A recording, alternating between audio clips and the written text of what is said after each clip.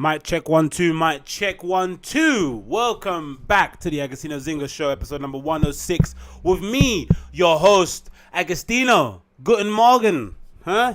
Mi name ist Agostinho. As you can see, my German's getting pretty good in it. I'm getting pretty fluent. I've been actually practicing German last couple of days, so that's my German for now. Guten Morgen and mi name ist Agostinho, right? Yeah, that's my name, Mr. Agostinho. And I feel wunderbar, which means wonderful. And I was, so I'm getting there. I'm learning it via a Coffee Break Spanish, an app on a podcast that you can find. They do Coffee Break in different languages, so they're usually like a 20 minutes to an hour long podcast, quote unquote, lending to the name Coffee Break, I'd assume. Wow, bingo, I realized what it means. But yeah, so I think you might be familiar with Coffee Break. I think I was using it before a couple of years ago. They've got a really popular Spanish course a lot of people use. The Spanish course is a bit annoying because two of the presenters that present on the show, on the podcast show, they're both native Scottish people, but they obviously speak Spanish fluently, but trying to learn Spanish from a non-native speaker is a bit difficult.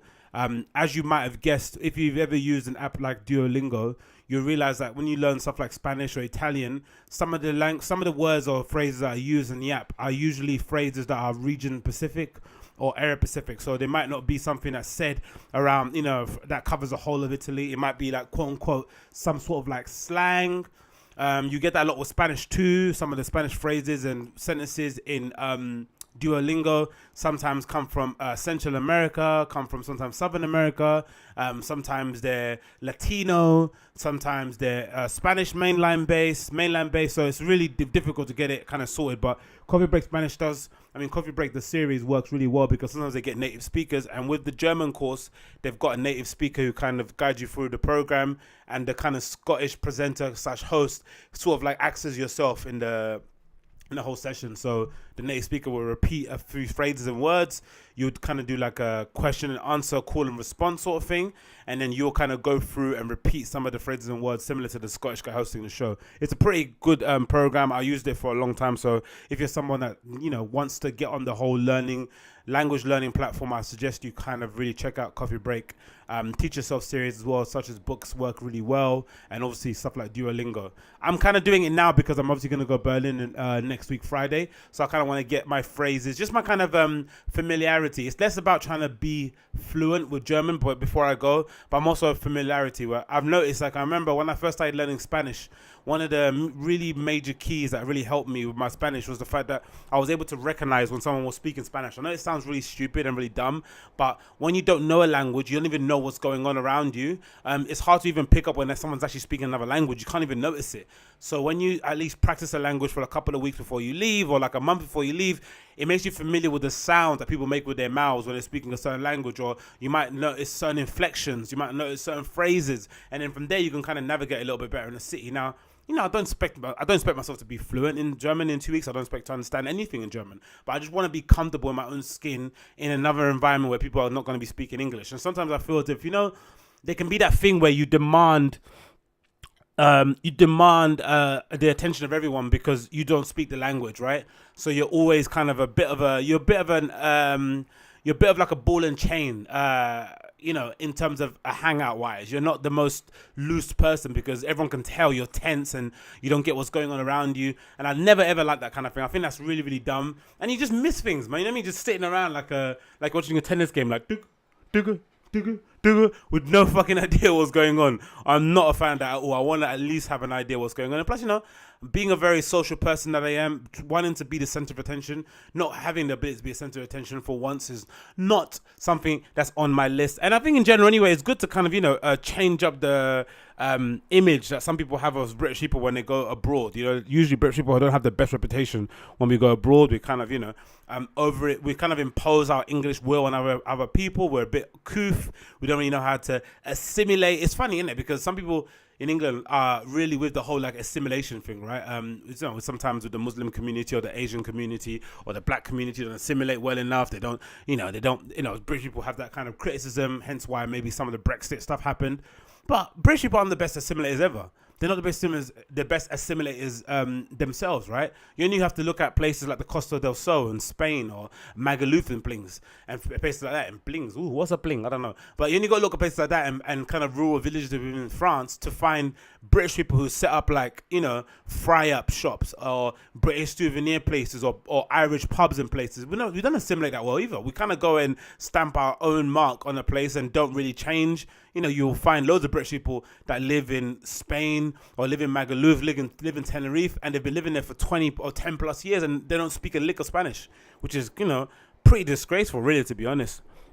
But then if you think about it, I saw this article actually, which was quite funny, from Gareth Bale, and it kind of epitomizes the British inability to kind of assimilate or to acclimatize into different societies. And it's weird because when you read books on history about the British Empire, we were very, our ancestor or the people that came before us were very successful in conquering lands further afield than England, right? They spanned across the major parts of Europe, places in Southeast Asia, Southern America, North America, and kind of spread the gospel of Catholicism and British or English culture. But for some reason, nowadays, with the advent of, cheap air travel and budget airlines across Europe and ferries and all that sort of malarkey, it seems like, we're connected to the world in more ways than we ever were beforehand. But yet some people just cannot, are not able to kind of plug in or, get themselves situated comfortably within a new surrounding. And Gareth Bale probably epitomizes that more than anyone. He did an interview recently that's been doing the rounds where I think he spoke to AS, where he's kind of talking about, how freeing it must feel now without playing with Cristiano Ronaldo in Real Madrid and how he's not the central figure and the team plays more like a team. But he mentioned this thing that was really, really interesting, that kind of puzzled me, but also, makes a lot of sense. Let me see if I can find it. Yeah. So it's about Lopetegui. So Lopetegui is a new Real Madrid manager. I'm sure some of you are aware. He's the manager that got sacked from Spain just before the World Cup started. He signed a pre-contract agreement with Real Madrid, or agreed to be their coach. And I guess the Spanish FA didn't take kindly to it and felt as if Real Madrid were impeding on the Spanish football possibility of success during the World Cup. And they took it as a bit of a. They took it as lacking in dignity or lacking in class, a bit rude from Lopetegui to sign a pre-contract agreement with another club during the World Cup. So they decided to fire him, and then they promoted they appointed Fernando Herrero, who was then the football director of the Spanish FA, to kind of take over responsibilities of the coaching staff. So Lopetegui had a bit of a turbulent summer. He guided Spain through a really amazing qualifying campaign. They were brushing teams aside left, right, and centre. He was kind of a coach that everyone was kind of looking at as one of the big bright stars in Spain. And then all of a sudden, over a period of a couple of weeks, he loses his kind of dream job being Spanish national manager, but also gains the possibility to coach one of the biggest sides in the world in Real Madrid. And it's kind of left in a bit of a turmoil. But it seems as if Lopetegui has kind of adapted himself really well to the new climate with the new players Real Madrid. And Gareth Bale's kind of, really, blossoming underneath his stewardship. But he mentioned something that kind of is epitomizes British culture overall. And he mentioned this in Football España magazine. I'm going to get it up on the screen so you guys can see, but I'll read it out to you guys who are listening via audio. So in this article on Football España, it says the following. Real Madrid for Gareth Bale admits his Champions League final goals were fueled by anger following an exclusion from the starting lineup, which is interesting. The Welshman scored twice against Liverpool in last season's final and also believes Cristiano Ronaldo's exit will help Madrid play more like a team. And Julian Lopetegui's level of English will help him. Blah, blah, blah. He said, I was very angry to be honest, which helped him score that amazing goal in Champions League final. I felt I deserved to start the game. I had been scoring goals, so it was hard to let go of the anger, and my anger prepared me for that goal. Ronaldo gone, obviously it's going to be a little bit different than having such a big player. Maybe it's going to be a little bit more relaxed. I guess there will be more emphasis on the team and towards working more as a unit rather than a single player, which makes sense, because Ronaldo and Messi are going to, once they retire, they're going to be looked at as some absolute freaks of nature, and 40 plus goals consistently, every season on the highest level, playing some of the biggest competitions. I don't think that's something that can ever be replicated. So you can't blame a team centering or channeling all its energies towards making sure they get the best out of one of those players. You can't really blame them. And he mentions here about Lopetegui and his English. He says, is Lopetegui a better coach than Coach Zidane? I don't think I should answer that, but obviously he's speaking English helps. I can speak in Spanish, but I cannot go into detail that I always need, which is quite weird, right? Because Gareth Bale's been in Spain for how long? This is what British play. This is our inability, because I remember Madrid. I remember Rio Ferdinand mentioned recently on BT Sports, right? I think after the Man United game, right? He mentioned something along the lines of like I think he was talking in comparison. I think it was relation to the whole issue with Marcus Rashford not getting enough minutes at Man United. So there's this kind of, assumption going around with the British press where they're kind of annoyed that one of our brightest stars, and Marcus Rashford, who scored 2 goals during the international friendlies and looked like a really good prospect, is probably being, spending too much time on the bench or playing out wide, not playing his favorite position, because, Man United is, having to compete against Lukaku, who's, Mourinho's kind of go-to striker and fits his mold and the play that he kind of wants. And then Rashford is kind of relegated to playing out wide or playing behind Lukaku on rare occasions.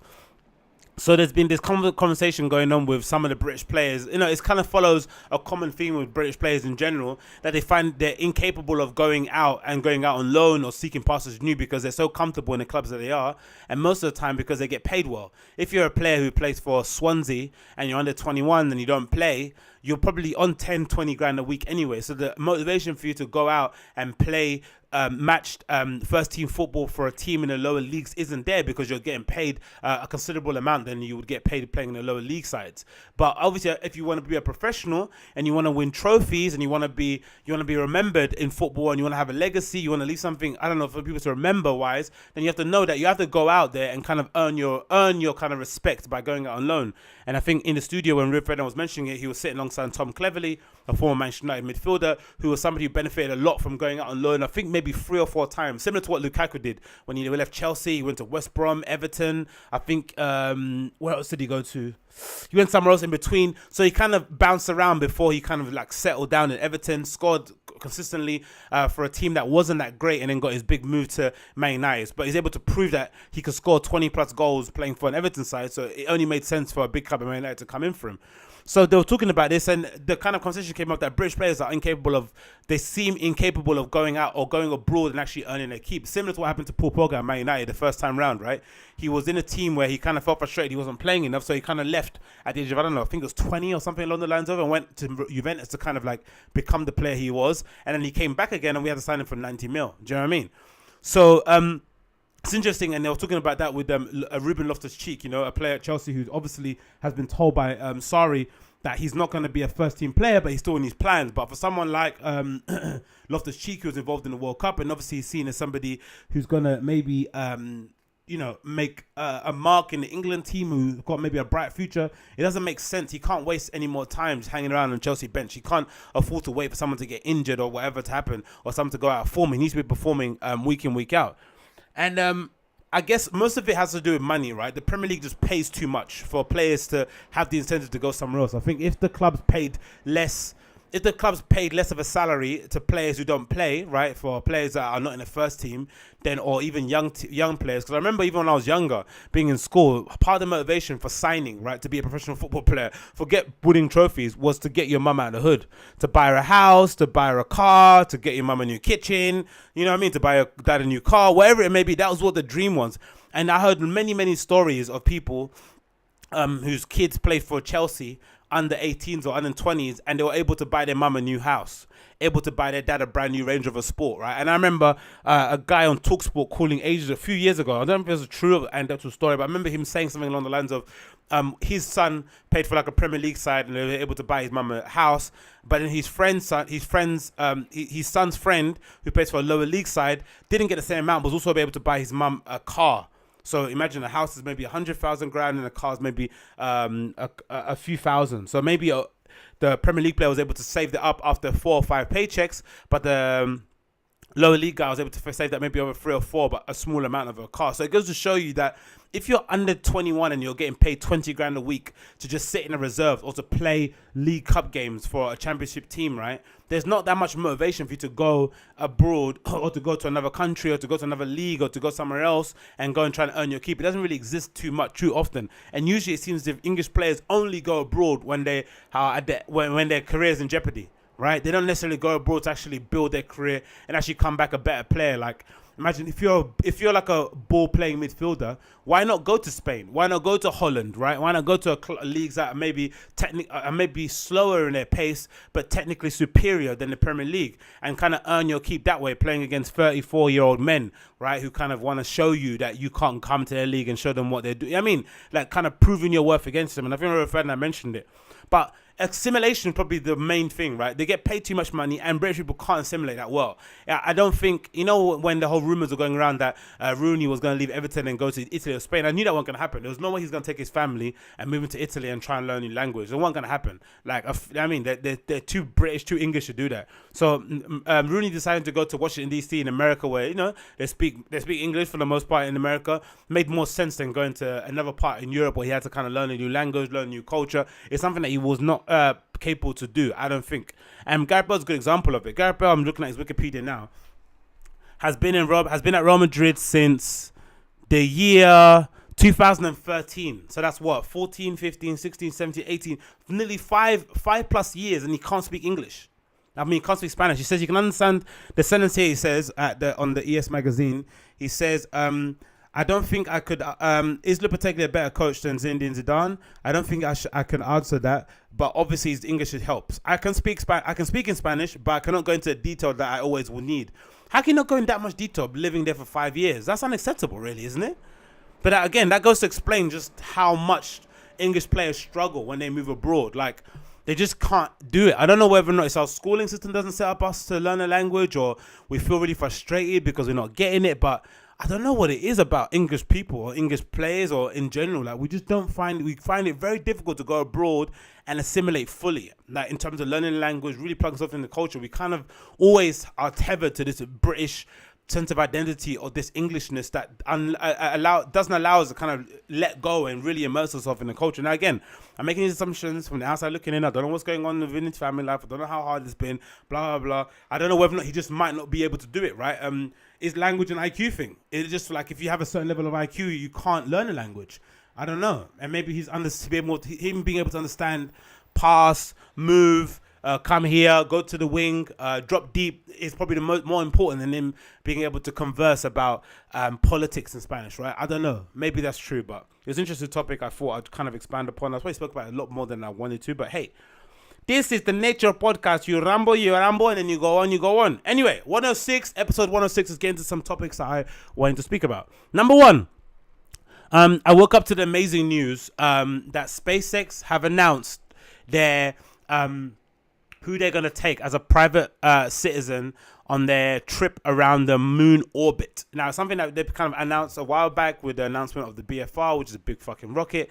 The rocket that's going to kind of make the human race a multi-planetary species. That's kind of Musk's hypothesis. The idea is that we might reach a stage where the Earth or planet Earth will cease to exist as we know it. So we need to be able to populate different planets around the solar system in order to kind of ensure that the human race continues for generations to come. So one of the best ways to do that is to create rockets or spaceships that are able to transport a large amount of people from the Earth to different planets in our solar system. And one of the first kind of goals at this is the BFR, which aims to take people from planet Earth to Mars. But the first sort of mission that they're going to do is to kind of fly the space rocket or the rocket around the moon's orbit and then back again. It was announced, and kind of the surprise guest, which was rumored a while back, was this Japanese billionaire who's kind of an art collector, who I kind of saw rose to prominence when I was back on Instagram when I was on it a few months ago. I remember seeing his picture a few times because he's got an insane collection of like Jean-Michel Basquiat pieces and other other kind of modern art kind of luminaries such as Picasso. He's got an insane collection.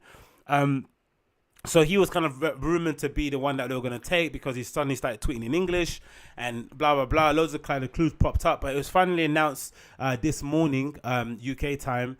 And one of the big surprises was that he's not just going on his own. So Japanese billionaire's not just going on his own. He's also taking 8 other artists with him from 8 different art disciplines from all around the world who are going to sit in the space rocket with him that's going to fly around the moon's orbit. And the plan is that they're going to fly around the moon's orbit. They're going to gain inspiration from being out in space and seeing, the celestial stars and whatever. And then they're all going to come back and create artwork that's centered around their mission to the moon. And that's going to be on display on a public exhibition. There's also talk of some sort of festival happening that's going to tie in with it. But all in all, it's a fucking amazing and interesting project, and something I think is going to hopefully capture the world's imagination.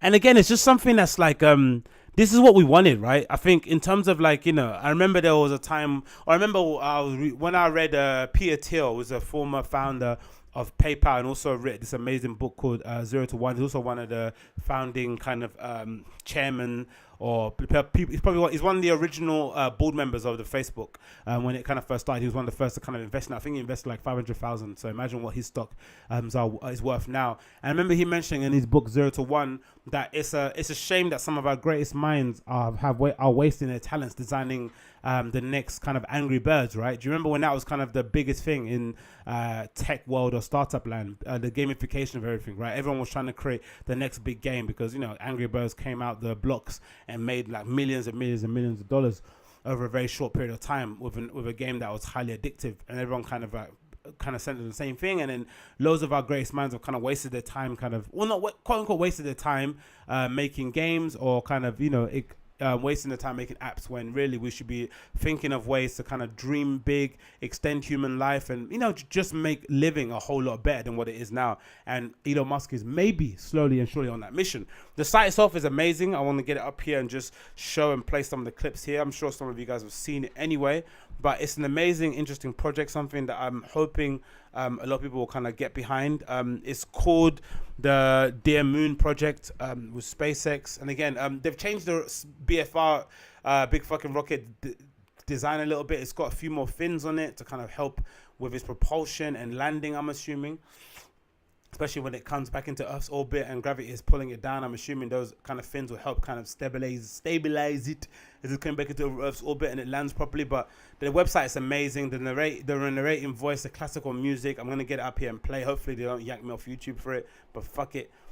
Let's play it now. Show it on the screen, and hopefully I'll get it up and you guys can check it out. So here we go.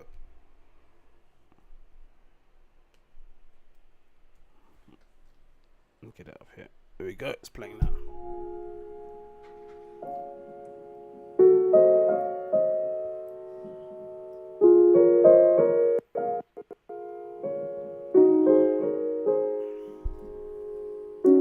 And it says, I choose to go to the moon with artists. What will they see? What will they feel? And what will they create? Hashtag Dear Moon.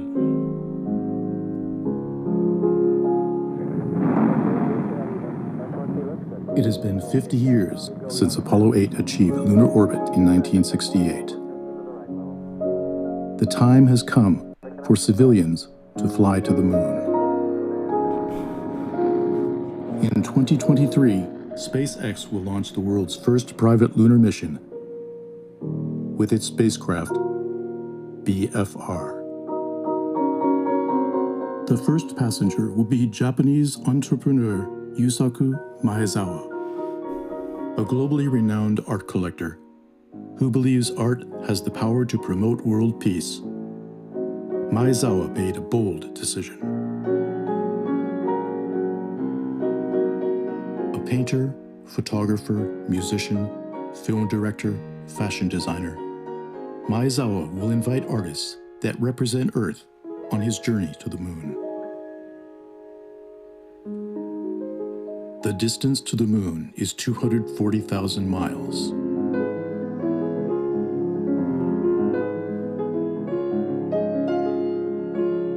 The crew will spend a week in space. What will they feel when they see the moon? When they see Earth in full view? And what will they create? Their works will certainly become a legacy for humankind. An awe-inspiring, global, universal art project is about to begin.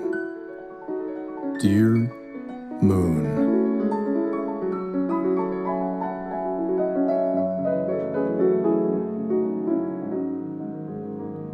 Man, how amazing is that, huh? How absolutely amazing is that?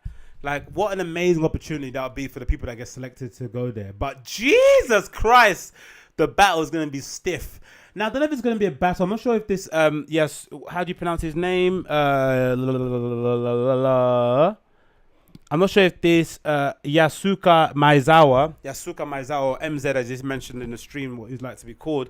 I'm not sure if MZ is going to select people that, you're not sure if he's already got a list of people he wants to take, or if it's going to be a list of people that you want, asking them if they want to go, and then they'll be saying yes or no. Because I think it's a brave mission, right? Because there is obviously the possibility, no one wants to say it, but there is a possibility that this could actually blow up, right? It's a very dangerous mission to go on. It requires a lot of balls, a lot of bravery to kind of go and possibly risk your life in order to kind of bring back this inspiration, in order to kind of seek inspiration long term to create art that's going to inspire the world for generations to come, right? So you're going to be in the history books for sure. There's also a possibility that you may die, right? Because something will go wrong with takeoff or with it entering back into Earth's orbit, whatever. We touch wood that nothing doesn't happen, but I'm assuming that the list will be the list, but some people have to agree, or maybe they might drop out because they're not going to feel like they're brave enough to do it. But for those that are chosen, or for those that imagine ones that aren't picked though, who are not considered for the topic, are they going to be super bummed? Is it going to be a competition thing? I remember I was listening to this podcast called Dumbfounded, right? Bobby Lee, Bobby Lee, the comedian, and Bobby Hundreds, the Hundreds dude, were talking on this podcast, right? And they were mentioning how in the Asian kind of creative or entertainment community, whenever they see a list of like, you know, the 50 most influential Asian comedians, they always get secretly annoyed when they don't see the name on it. And I think they mentioned something along the lines of, because they're Korean and they have that Han, right? That kind of a vengeance spirit where whenever someone slights them, they kind of always feel like they kind of need to get back at them, right? Because, you know, they slighted them, they didn't consider them to be part of that illuminary list. So I wonder if the artists who are not picked are going to be a little bit annoyed that they won't be considered for this topic, for this great project, or if it'll be a thing of like, whew, I'm glad I didn't get picked for it. Do you know what I mean? Because it's an amazing opportunity. You know, the opportunity to kind of travel around the moon's orbit and back. It's still like 5 years away from actually happening. Pending any delays, it might be delayed a bit longer. There's going to be a process, obviously, of kind of selecting the people that want to do it. I think the website has kind of a breakdown of how that's going to look like, right? Let me get this up here quickly. The Moon Project, I think it's got like a chart of how it's going to break down. But credit to MZ, man, Yusaku Maezawa. What a way to, like, I know I'm not a big fan of people who kind of comment on really successful or really excessively rich people, right? And tell them how they should go about handling their money, or how they should go about trying to give back to the world. I think it's a little bit virtue signally, right? And it kind of reeks of spite, reeks of contempt, right? It's more along the lines of like, oh, if I had the money, I would do much better things than you will do. No, you wouldn't, right? You think way too highly of yourself. Given that money, you probably would do worse than that person is doing. But credit to Yusaku Maezawa, or MZ, for taking this opportunity with both hands, but also allowing 8 different people to kind of join him on this journey. I think he mentioned on the stream that, you know, he doesn't like to do things on his own. He gets lonely, so he wants to bring people along with him. So it's an interesting topic. It's an interesting way to kind of like bend it, right? Instead of being this one billionaire rich guy flying out into into the moon's orbit, he's taking, you know, civilians with him to go along this journey, artists who are going to seek inspiration from this and obviously hopefully bring it back and create some nice work. And this kind of he mentions in this statement on the Dear Moon project website. You should check it out. It's called dearmoon.earth. It says the following Maezawa statement. It reads as follows: I choose to go to the moon with artists. If Pablo Picasso had been able to see the moon up close, what kind of paintings would he have drawn? If John Lennon could have seen the curvature of the earth, what kind of songs would he have written? If they had gone to space, how would the world have looked today? People are creative and have a great imagination. We have the ability to dream dreams that have never been dreamt. So to sing songs that have never been sung, and to paint which has never been seen before. I hope that this project will inspire the dreamer within each of us. Together with Earth's top artists, I'll be heading to the moon just a little earlier than everyone else. I'm truly blessed by this opportunity to become the host creator of Dear Moon. I would like to thank Elon Musk and SpaceX for creating this opportunity to go around the moon in their BFR. I would also like to thank all those who have continually supported me. I vouch to make this project a success. Stay tuned. It's absolutely amazing, man, that he's going to get this opportunity and do this. Because you hear people like taking psychedelics, right, and being able to access another part of their consciousness, right, in order to create things. Imagine the things that you could create by expanding your peripheral vision, right, into the solar system and be able to see the curvature of the moon, be able to see the Earth, right, round Earth. I wonder what the flat earthers are going to think after these random 8 people go up into the moon's orbit and come back again. Will they still think it's a conspiracy, right? Will they still think the government has bought off SpaceX, Elon Musk, every SpaceX employee, every member of that crew, everyone, even the spectators, in order to buy into this global conspiracy that the Earth is actually flat and not round? I wonder what they'll think about this. Honestly, it's going to be very intriguing what the next 5 years will be for flat earthers, how they're going to rationalize or kind of back up their claims. But I guess the more evidence you point towards the Earth being round, if you're a flat earther, the more you're going to double down on your own ideology. But yeah, this project is fucking amazing. I cannot wait to see it. Again, I'm a bit bummed out they didn't mention anything about the Earth to Earth travel, because that was a big video that I was kind of really pumped on.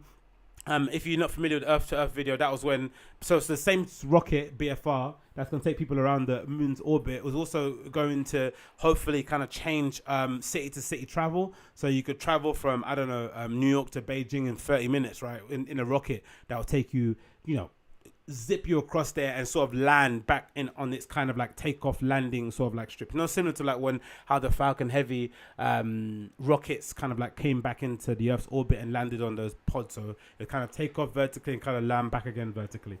It looked really, really impressive. So hopefully they figure out a way to do that soon rather than not, because I would love to be able to board the BFR and go on an Earth-to-Earth planetary trip. That would be so cool. Anyway, back to the topics. So, what else is on here? I want to mention...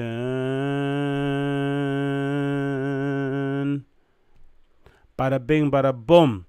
What else is on here? So, Mark Wahlberg and hard work. I mentioned this briefly when I was talking on my Periscope stream. Periscope allows you to do like audio.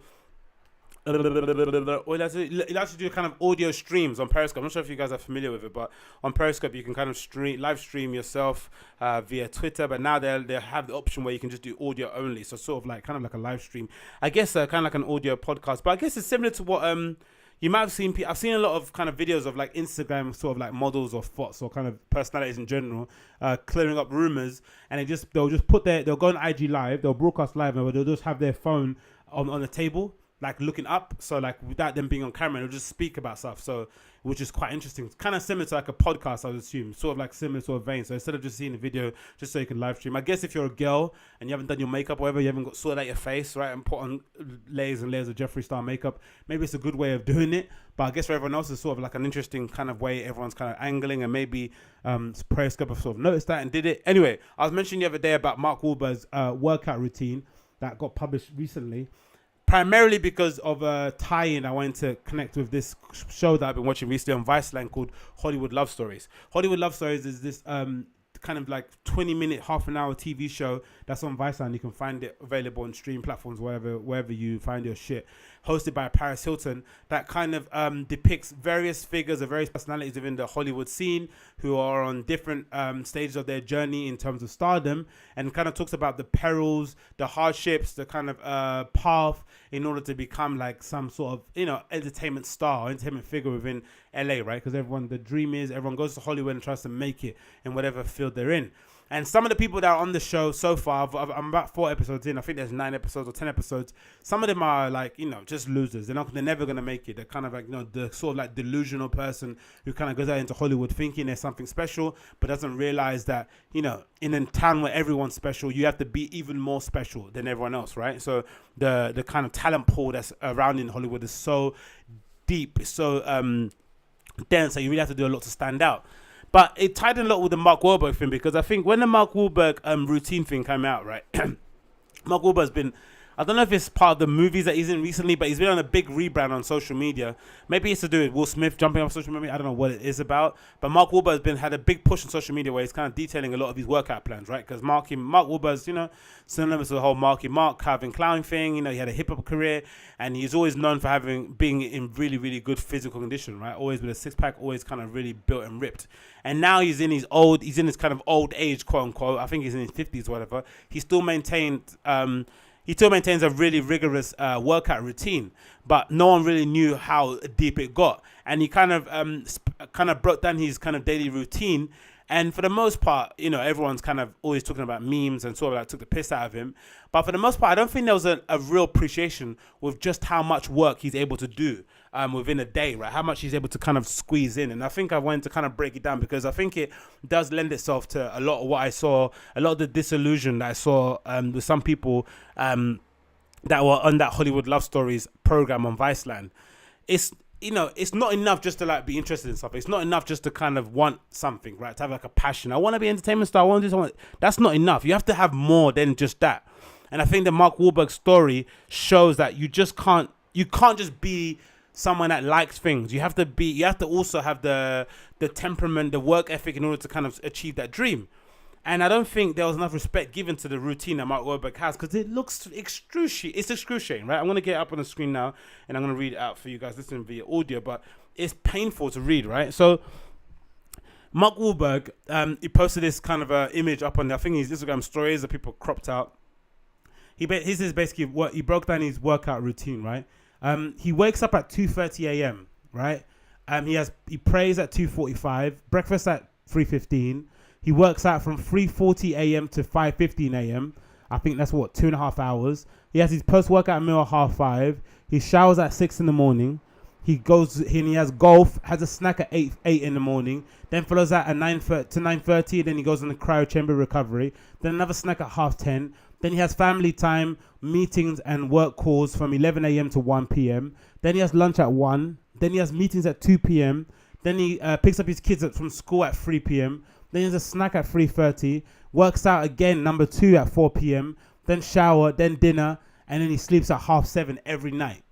Now, again, like I mentioned before, right? I think to the average human being, especially if you're working a 9 to 5, I think maybe sleeping at 7:30 probably isn't advantageous. But I think for the average working person who's maybe freelancing or has more free time than the average person, waking up at 2:30 in the morning to pray and work out and eat is probably not on your schedule.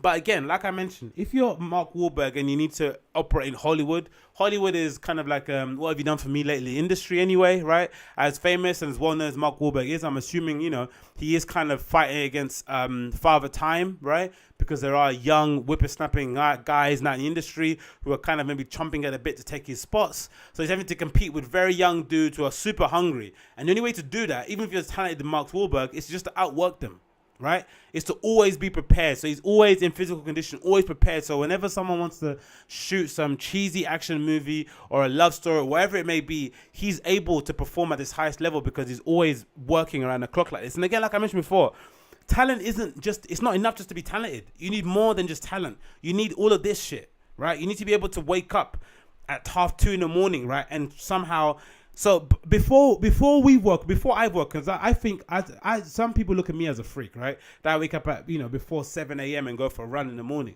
But before I've woken up in the morning, he's woke up, prayed, had breakfast, worked out, had another meal, had a shower and gone to golf before I've woken up and left my house to run. He's fit all those sub things into one. And again, it's about utilizing your time. He's able to kind of squeeze as much as he can out of one day, right? Doing all those things. And mentioned before, talent isn't just enough.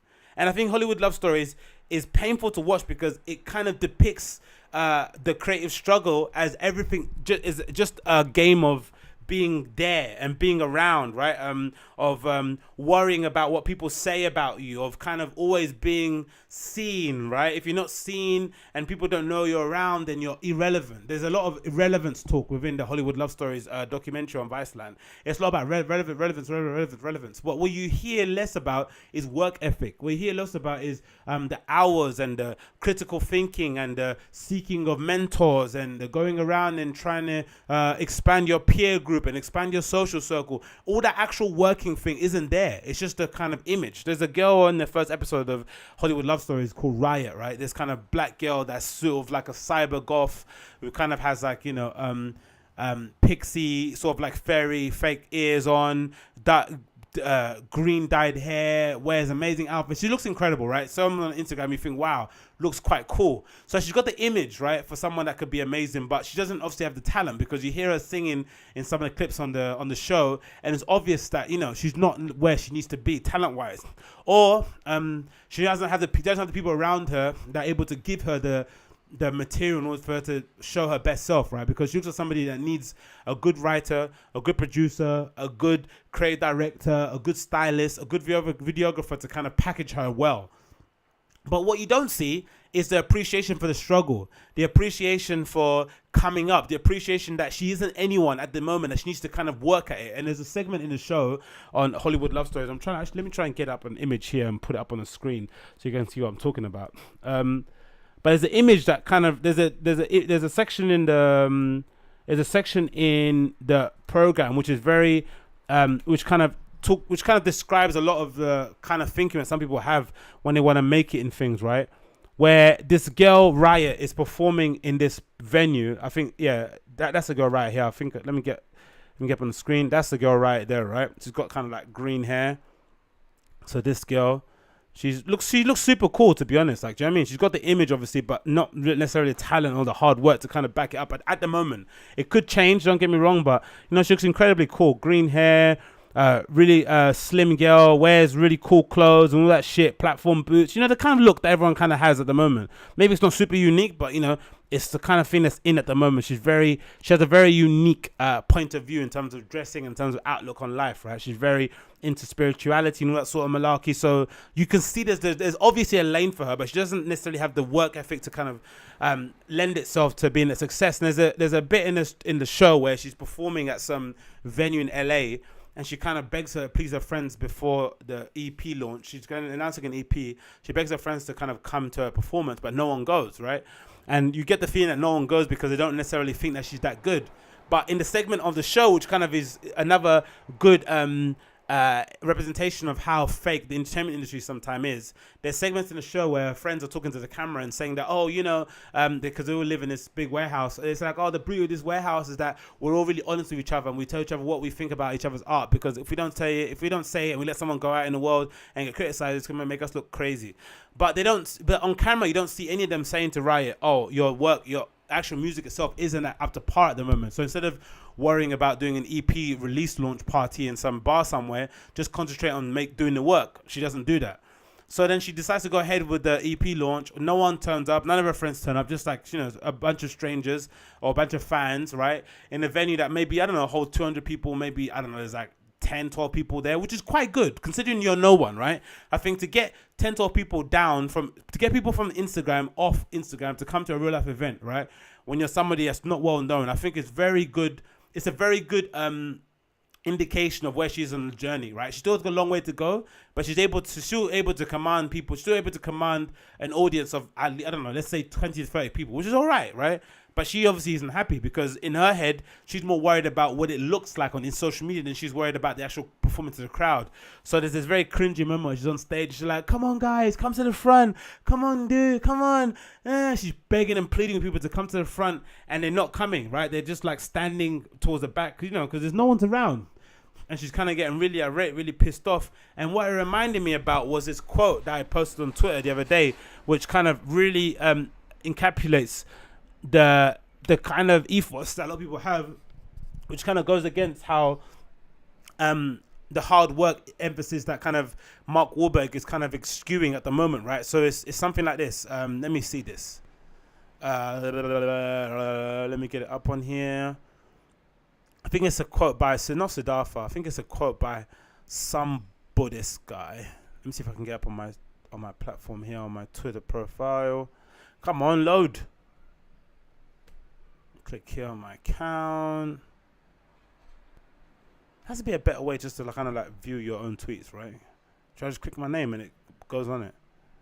Let me see if this works. Oh, it's kind of freezing now. Maybe because I'm streaming at the same time. but let me see if I can get it up here. Hopefully, yeah, there we go. It's loading up now. So this tweet kind of really encapsulates someone else's tweet that I kind of retweeted on my profile. Really encapsulates the problem that I think some people have at the moment when it comes to aligning their talent, right, with where they are, and also their kind of like equation of inserting hard work into it, right, or kind of appreciating the journey overall. So let me see if I can get up on here. If I show you guys my Twitter profile and scroll down. Where is it? Bada bing, bada boom. Loads of Burberry stuff. That was really cool. Where are you? Where are you? Where are you? Where is it? There we go. Here. So this is a kind of retweet that I posted on my Twitter profile. It's from a guy called Jerry Capital. It was in relation to a tweet by this Silicon Valley sort of like, I don't know, angel investor icon dude called Naval, who's on Twitter. You can find him at Naval, the Naval, Naval, and he posted this tweet saying the following: you want to be rich and anonymous, not poor and famous, right? And I read that again. You want to be rich and anonymous, not poor and famous, which is true, right? Because a lot of people that are famous aren't necessarily very rich, but they have a lot of attention. In the attention currency, they are very rich, but in terms of the actual bank account, they're not, right? So it's the whole kind of like you have to pick one or the other. You can't be both, right? Sometimes it's rare. It's rare that you can be both, but for the most part, you have to choose one. But sometimes people's motivations are in the wrong place. And someone replied to the tweet that Naval posted, a guy called Jerry Cap. And he posted this kind of quote from a Siddhartha book, I think so, from the Book of Life, Daily Meditation by Krishnamurti, right? So it reads as follows. I'll get up on the screen so people can see. Hopefully everyone can see this. Let me get up on here. Yep, it's there. I'll read it for anyone that's listening. And it reads as following. It's a quote from the Book of Life, Daily Meditations, and it's on anonymous creativity. And it reads as follows.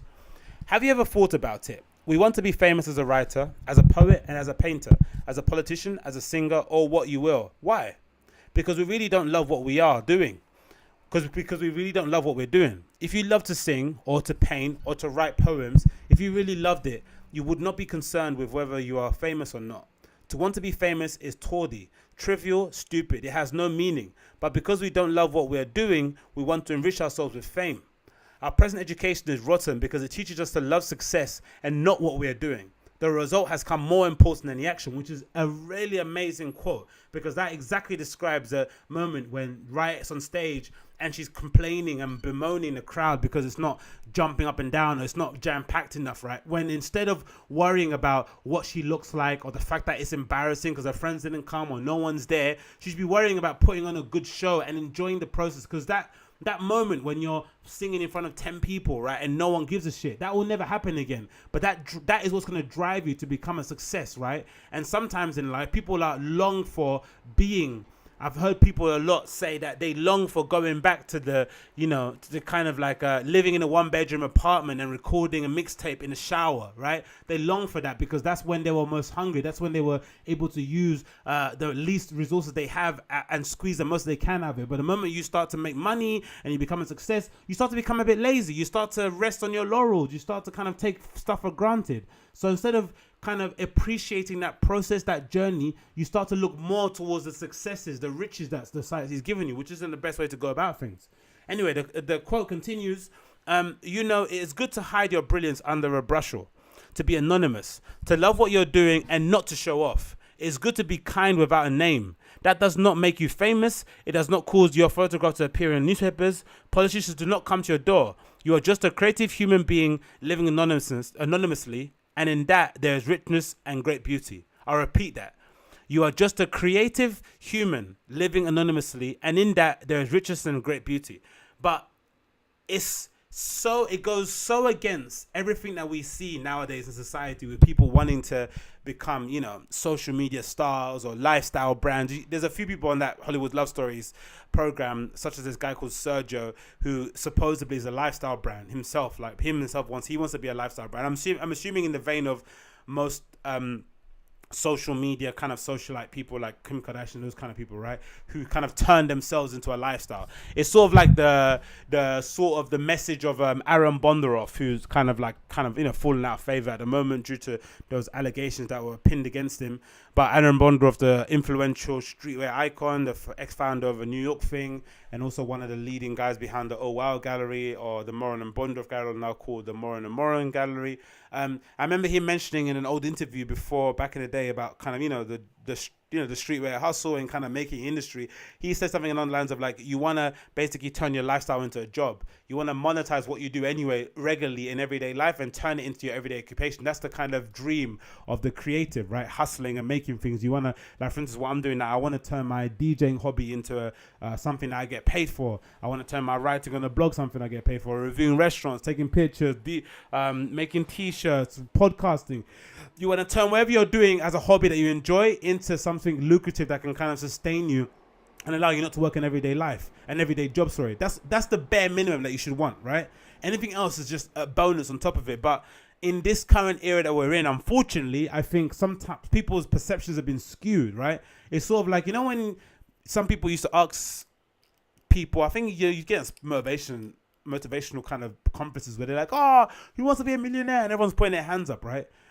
Rarely, if ever, and I think I kind of got this kind of perspective from reading the 4 Hour Workweek by Tim Ferriss, but rarely, if ever, do people actually want to be millionaires, right? They don't actually want £1 million in the bank. What they want is a millionaire's lifestyle. And what millionaire lifestyle looks like to them is having fuck you money, right? It's being able to do what you want. It's having enough money that you don't need to look at the price tag of things. You can go out and take your wife or your partner or your friends out to eat and not worry about what the bill is, right? You can just book a holiday on a whim. You can buy something. You can buy yourself a car, whatever. That's what they want. They want the ability to be financially independent, right? As opposed to have £1 million in the bank, because I don't think people actually know how much it costs far less than they think to be financially independent, right? It doesn't require $1 million, right? When you break it down, you don't actually need $1 million. You might need $500,000. You might need $250,000, but it might not be a whole million in your bank account. But obviously, the perception has been skewed at the moment because some people would rather have infamy, right? Which is why you get these shock jocks who say crazy outlandish things, like the Katie Hopkins of the world, the Jason Whitlocks, the Piers Morgans. They'd rather be someone that's always in the public consciousness, speaking, just saying crazy shit or doing crazy shit or being outlandish or being really overtly sexual or being overtly, racial baiting or politicizing or always going against the grain, right? And thinking the attention is what's going to make you the money. When really, sometimes in life, just doing the work and being a diligent participant of the work and allowing the muse to kind of live through you is maybe better, right? Just getting on with your job. Huh? Who would have guessed that? Maybe just working and doing a job is actually the way to go forward in life and not actually worry about the fame and shit. Because that will come. And if it doesn't come, it doesn't come. But I think for the bare minimum, most people, again, in the entertainment industry only, because of Hollywood love stories, that's what it's meant to polarize around. I think the message should be, if you had to go back to yourself, working in a coffee shop, working in McDonald's, working in a job you hated, right? And someone told you, I will allow you to exist, right? I'll cover your rent. I'll make sure you have an allowance of $500 a month, to just have the spending money, and you could create as much as you want, and that will be your allowance. Imagine that if you had a Patreon, right, and everyone was you were being paid $5,000 a month. Would that be enough for you? And I think most artists would say yes, right? But I think when you start entering into this social media rat race, you start to get a bit disillusioned, and you because again, like I said, the social media is a flat playground, which is great in some respects, but also bad in some respects, because you start comparing yourself to people who are far along the journey of life than you, but because they're so close to you on Instagram, you start to think that you need to be there too, when that's not necessarily the case, right? You can't be comparing yourself to a 20-year veteran in the industry. It just doesn't make any sense. But if someone told you, I'll give you $5,000 a month just to create artwork, or just to create your own creative stuff that you're doing, or just to, to express yourself creatively, but you won't have the fame, you won't have a blue tick, you won't have 1 million followers, most people will take it. But again, like I said, once you get involved in the whole social media thing and you're plugged into that thing, you start to become a little bit disillusioned. You start to lose your mind and start to prioritize things that don't make any sense in general, right? As opposed to seeing the bigger picture. And that's something that has always kind of bummed me out, I think, in general, because I think we lose so many great artists or so many great entertainers because they're so worried about the perception that they have on social media, or they're chasing likes or chasing followers, and really should concentrate on the art. So now we have platforms like Patreon and stuff like that where you can actually support your artists. And I think a lot more people need to go on there. Put the ego to one side. It's not begging, right? It's not begging for money. This is what artists from centuries ago, people like Leonardo DiCaprio wouldn't have been around. I mean, Leonardo da Vinci wouldn't have existed if they weren't for patrons, right? If it wasn't for patron saints who were able to kind of fund their lifestyle in order for them to kind of go on and create work that has impacted the world from generation to generation to come, right? Like Leonardo da Vinci is still inspiring people nowadays, right? Especially with the reintroduction of his autobiography by Walter Isaacson, who wrote the really good autobiography on Steve Jobs that came out a while ago before he died. So I think most artists should kind of sign up to those kind of programs. I think, again, like I said before, I think the Mark Wahlberg detailing his workout routine was very refreshing, because I think it gave people hopefully gave people an appreciation of just how hard it is to be an A-list Hollywood actor, right? It's not something that you could just do and roll out of bed and decide, no, what, I'm a better actor. You might be a better actor than Mark Wahlberg in your head, but in actual practicality sense, you're not, right? That work that he's putting in, being able to work around the clock from 2:30 a.m. until 7 p.m. every single day is insane. And it shows just how far behind us regular civilians are than some of these high-performing people, right, who are like the top 1%, top 5%. And they're there for a reason. It's not by chance. And again, like, if you know what kind of socialist utopia do people want to live in, where someone like a Mark Wahlberg doesn't exist, where there isn't a hierarchy of people who are kind of rewarded for their ability to kind of suffer like that, right? Because let's not make million bones about it. He's suffering. Every day he's waking up at 2:30 a.m. to work, to pray, eat, and work out. He still manages time to pick up his kids and take them to school. So all those people that are like, oh, how about his family time? Go stick up your ass. He does it, right? Jesus Christ, it's fucking amazing. So hopefully that is a little bit of a warning message to anyone that watches the show. But I highly recommend you watch it. It's a little bit annoying, a little bit frustrating. Paris Hilton doesn't really do much in the show. She kind of just gets paid to whisper into the camera and offer these sort of bits of sage advice from the vantage point of her lovely Hollywood apartment, right?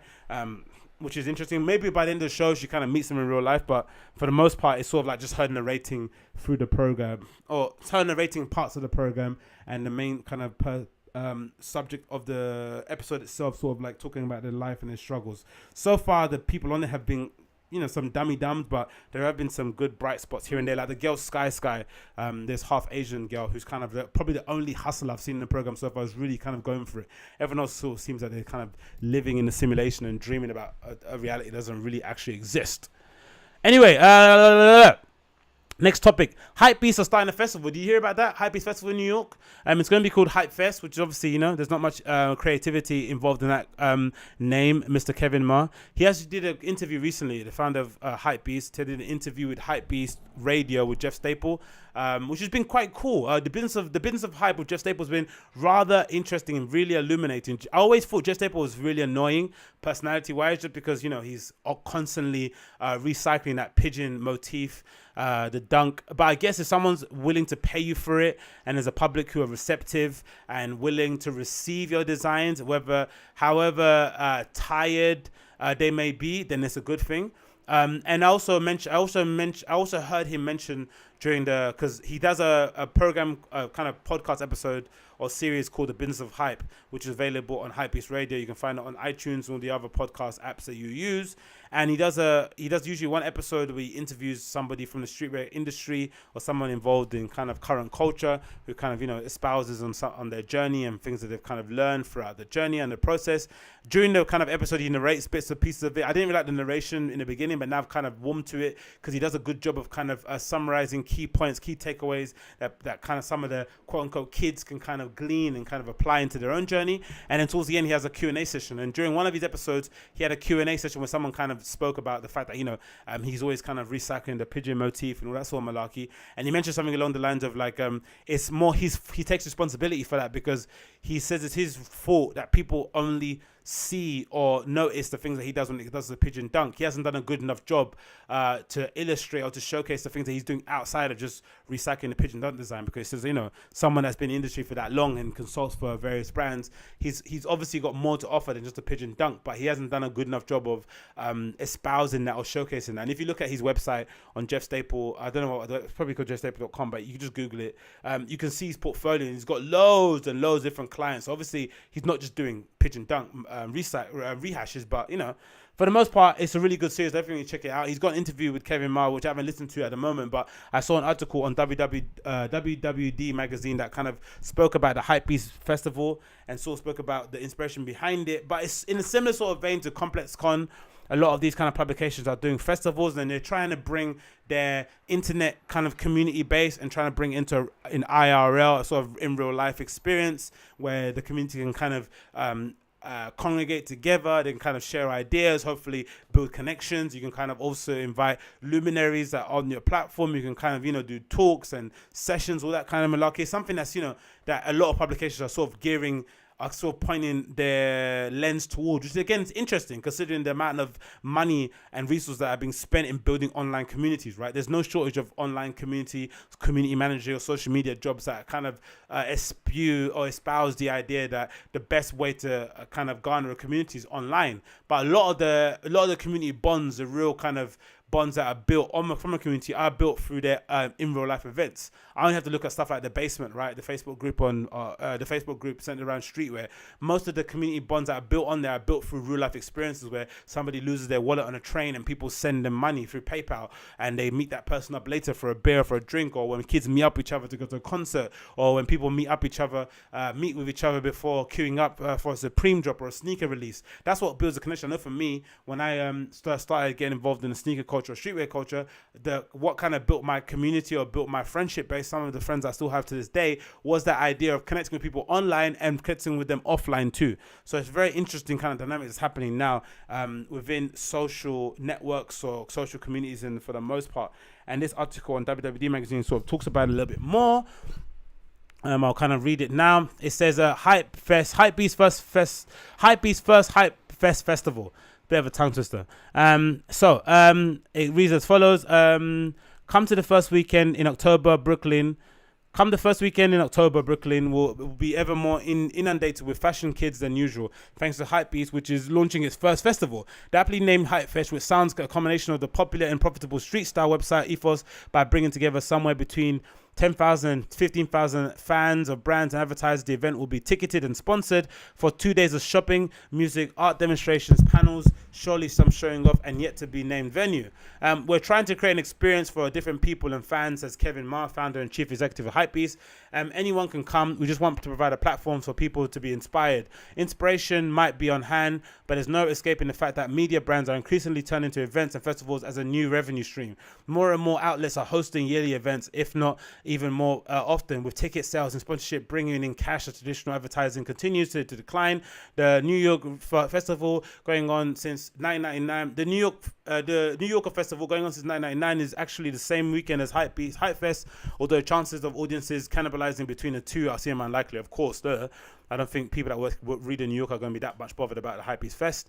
For now, Ma is mum on who exactly will be speaking at Hypefest, but Colette founder Sarah Alderman is on the festival committee, as is Hiroshi Fujiwara, the musician and designer who's a frequent collaborator with brands like Louis Vuitton, Apple, and Nike, among others. Brands that will be participating one way or the other include a Cold War, Ambush, Heron Preston, Awake, Rimowa, Girls Don't Cry, to name a few. Sponsors so far include major brands like Adidas, Puma, Shopify, and even Marc Jacobs. Ma admitted that he wants his new festival to be a sustainable event where partners and clients will be able to participate in a kind of creative cultural moment to get more exposure, but it also keeps people will learn something from attending. At the end of the day, brands are created by people, artists are people, and we want to create a platform for people to express whatever they want to express.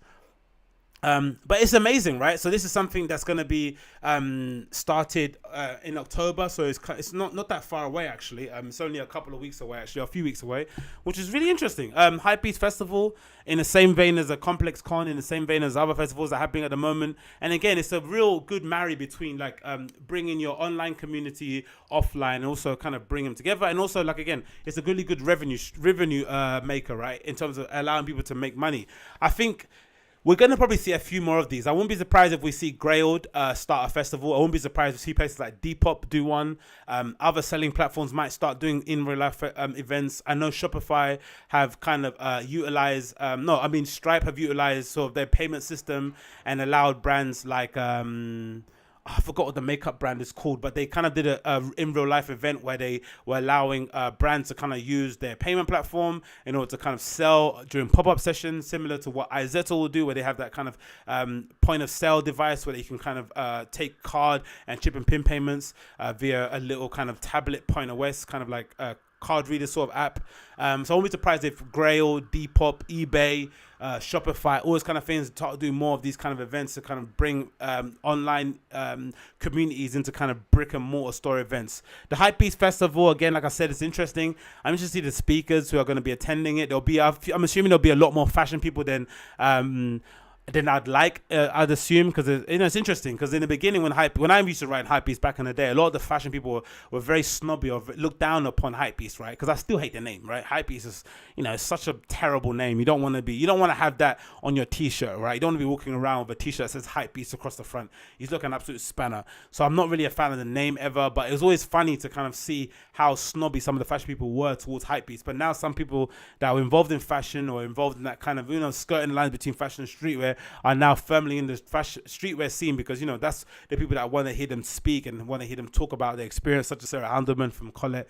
It's just interesting to see. They can't necessarily make much of an impact or they don't necessarily have as much gravitas as they did in the past in the fashion arena, but in streetwear they're kind of heralded as these big people. But whatever it may be, I think it'll be interesting program or platform to allow brands, especially some of them maybe more the smaller micro brands, maybe a good opportunity for them to kind of get more exposure and to kind of allow themselves to put themselves in front of new customers or maybe some new clients, maybe get some new brands involved.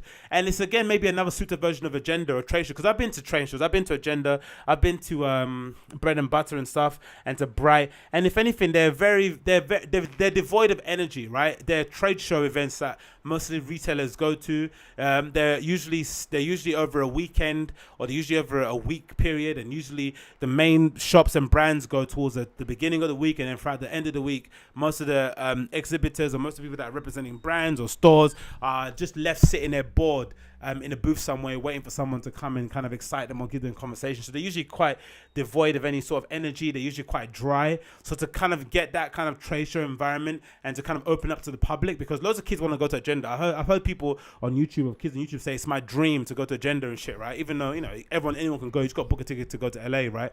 And kind of swindle your way to get a press pass. Not that hard to do, but it doesn't really seem that open. But so that's why maybe ComplexCon works really well, right? You have music performances, you have panel discussions with people in the industry you kind of respect or you want to know more, and it's also a chance for kids to kind of talk to these people in real life and have their questions heard, right? Sometimes you want to get into the DMs and send Virgil a DM, but he might not answer. Maybe it's a good time to kind of go there and ambush him and kind of ask him a question or get him to sign a shoe, whatever it may be.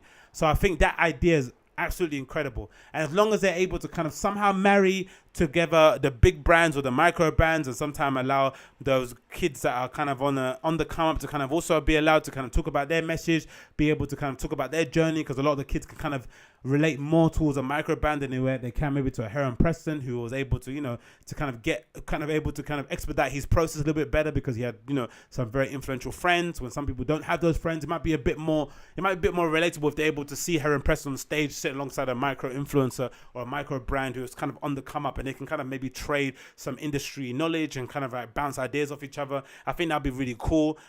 Interested to see what kind of brands are there. I'm hoping it's not as retail consumer based as ComplexCon was. I think ComplexCon was a bit of a shit show, because basically most of the brands I went there just use the opportunity to kind of sell shit that they weren't going to release for another 6 months, right? They were going to release later anyway, like some of the shoes that Virgil put out with the Off-White Nike releases, they're going to come out later anyway, the Air Force 1 being a good example. So it turned into a bit of a crazy queue thing, people just queuing to buy merch at ComplexCon and resell it on StockX and eBay. I'm sure it's gonna happen anyway regardless, but I heard mentioned that Hypefest are gonna sell most of their exclusive merch online, so people will be able to buy it regardless if they don't attend the event. So they won't be that kind of they won't create that secondary market of reselling where people are gonna buy stuff and just resell it on the platform. So that should be good. But I'm looking forward to it. I think it should be an amazing platform. Hopefully they'll be able to live stream some panel discussions. That would be awesome. And hopefully have it all unedited, because some of the Complex Con stuff, when it did come out, it came out on some fucking weird shitty player. They kind of cut it up, edited some bits and pieces of it, so you didn't get to see all the panel discussions and talks. So it'd be nice if they were able to live stream some of the conversations. Maybe not everyone wants their conversation to be recorded, because I know some people are a bit touchy about that sort of thing, but being able to live stream it at least once people can watch it in real time would be something that would be really amazing. But again, like I said, don't be surprised if you don't see Grailed, if you don't see Depop, if you don't see all these other platforms like Farfetch and all these other things, even like a Sense actually creating real life experiences. You see Sense kind of did the same sort of thing when they invited Virgil to do that sort of like in-house, that kind of like live performance kind of piece that he did, where he recreated his studio in the Sense kind of headquarters in Montreal. So don't be surprised if you see some of these online retailers taking their experience and kind of making it into a real life platform. It's going to be more and more of that to come. Anyway, I think that's me blabbering on for an hour too long. This has been the Agostinho Zinga Show, episode number 106. As always, thanks so much for tuning in. As always, if you want to find out more about what I'm doing, all the things I'm up to, I'm DJing again on Friday at HYPEBEAST. So Friday at HYPEBEAST, you can find all the details on my website at agostinhozinga.com. But I'm DJing at HYPEBEAST on Friday from 7 to 11. If you're in the area, come check me out. If you want to find out stuff about me on social, things I'm doing in the future, other little plans, bits and bobs, visit my website, agostinhozinga.com. If you want to support me on Patreon and allow me to buy better equipment, allow me to buy me a beer because you like what I'm doing, and support me on Patreon too, link is below, donate some money. Bring this journey forward into the 21st century. If you want to support some of my mixes and all that malarkey, check me out on Mixcloud /DJ Agostinho. And as always, all the information can from my website at agostinhozinga.com.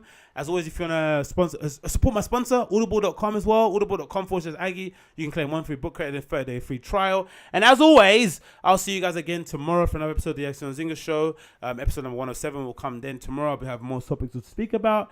And yeah, thanks so much for tuning in. It's been an absolute pleasure talking to you guys. And I'll see you again very soon. Peace!